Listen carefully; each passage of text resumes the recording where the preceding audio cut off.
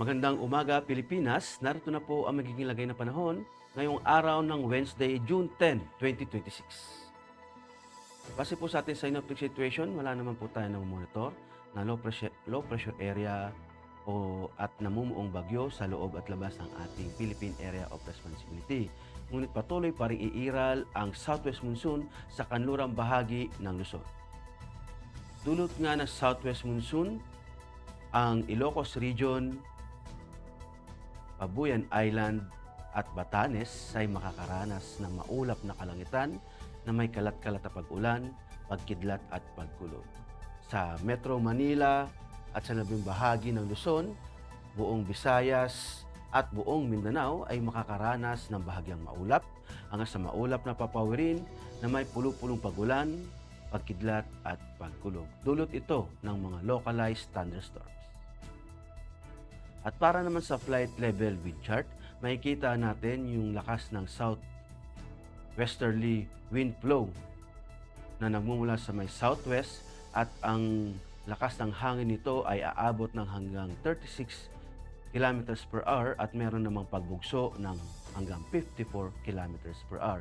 Dito yon sa may 925 hectopascal. At pagdating naman dito sa 850 hectopascal, nandito pa rin yung presence ng southwest wind, westerly wind flow na aabot ang lakas ng hangin ng hanggang 36 kilometers per hour at meron mang pagbugso ng 54 kilometers per hour dito sa may extreme northern Luzon. At pagdating naman dito sa may 700 hectopascal, makikita natin yung epekto ng southwesterly wind flow ay nandito na lang sa extreme northern Luzon at aabot na lang ng hanggang 36 kilometers per hour. At pagdating naman dito sa may parte ng nalabing bahagi ng bansa, ang nanggagaling ang hangin ay sa may kanlurang bahagi, silangang bahagi ng bansa. At pagdating naman dito sa 500 hectopascal, makikita natin na wala na epekto yung southwesterly wind flow at nanggagaling na lang ang hangin nagmumula sa may silangang bahagi ng bansa. Naaabot naman ng hanggang 36 kilometers per hour ang lakas ng hangin. At para naman sa impact of flight operations, dulot nga ng southwest monsoon sa Ilocos Region, Batanes at Babuyan Island, ang main hazard nito ay yung moist southwesterly flow producing rain and gusty surface wind. Ang impact nito sa Rotary, reduce visibility and gusty winds, limit VFR and low altitude operations, wet helipads, increase operational hazard. Sa fixed wing naman, operations may experience delay or cancellation due to low ceilings, turbulence, and wet runway conditions.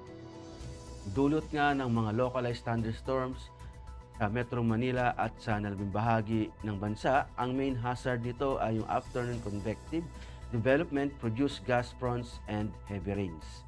Ang impact nito sa Rotary, downburst strong gust and reduce visibility, pose significant hazard, avoid flight in CB activities.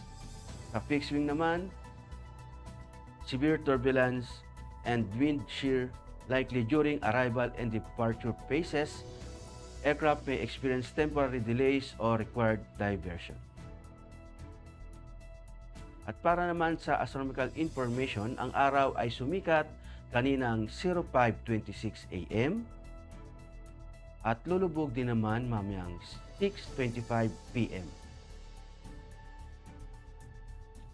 Sa moon illumination, meron tayong 28%.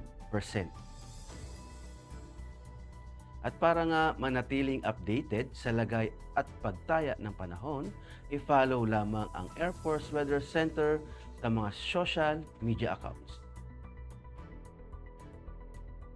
Sa ngala ng aming commanding officer na si Colonel Alvin Jan Pugador, PAF JSC, ako po si Technical Sergeant Brian Benedict B. Arcilla, Weather Forecaster ng Air Force Weather Center. Maraming salamat po.